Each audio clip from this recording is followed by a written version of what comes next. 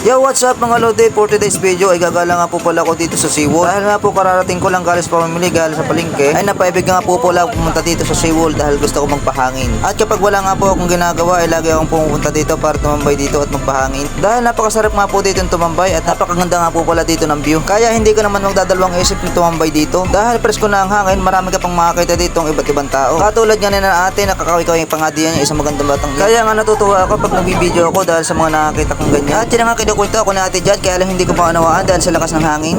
At ngayon ko nga lang nalaman kung ano sinasabi niya nung aking ma-review itong video ko.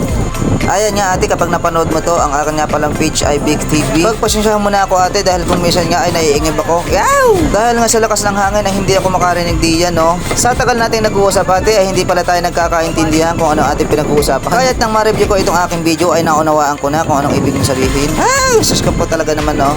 Talaga namang napakahirap pumunawa ng tintayngang ito. Palagi na lang iingib-ingib.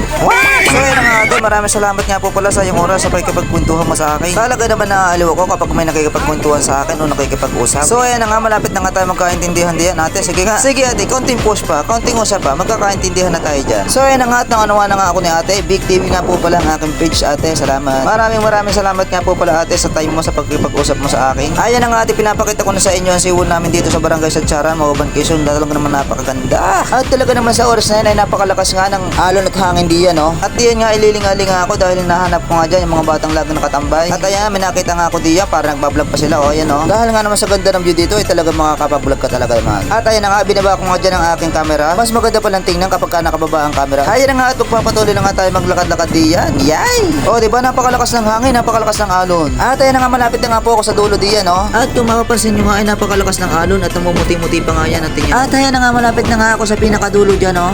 So hala, lakad-lakad lang tayo dyan, lakad-lakad. Ayan na nga, ang dami ng alon diyan, namumuti-muti, ayan ang lakas. Napakasarap talagang tumambay dito at maglakad-lakad dahil sobrang lakas ng hangin. At yan nga, habang naglalakad-lakad ako ay may nakita nga akong isang bata naglalaro dyan sa malapit sa hagdan. At ayan na nga, at nagturo na nga ako dyan. Ibig ko sabihin dyan ay tinuturo ko yung isang SeaWorld diyan sa pinakadulo papunta dito kasi ang alam ko nga ay pagdudugsongin itong SeaWorld na ito. Kaya nga kapag ka nagkadugsong na yan ay napakaganda nga dito mag-jogging-jogging at maglabing-labing. Yay! At talaga namang aliw na aliw ako habang ako nagbibideo dito dahil napakagandang pagmasda ng alon na yan na namumuti. O at kayo na nga humusga mga par. O ano, kitang-kita nyo naman, o talaga naman, o ano. So kaya na nga at malapit ng mga awit ng mga kamay ko sa paggawa ng voice over na to. So kahit nga nangawit ang aking mga kamay sa paggawa ng voice over na to ay nakita ko naman na sulit talaga ang ginawa ko. Sana ay nagustuhan nyo ang video na to. Thanks for watching.